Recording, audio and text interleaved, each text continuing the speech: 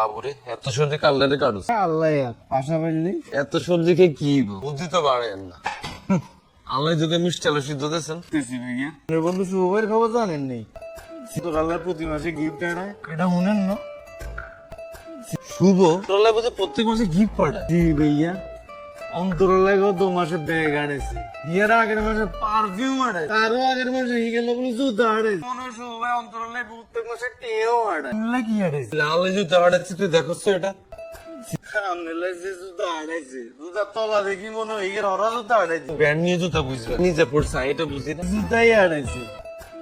আমি একটা জ্যাকেট ছিলাম আরে দামই দিল না রাগে টান কি এলে আর জুতাটা সে ইয়ে লাগে কি তোরে গিফট না করে অন্তরে গিফট করছিস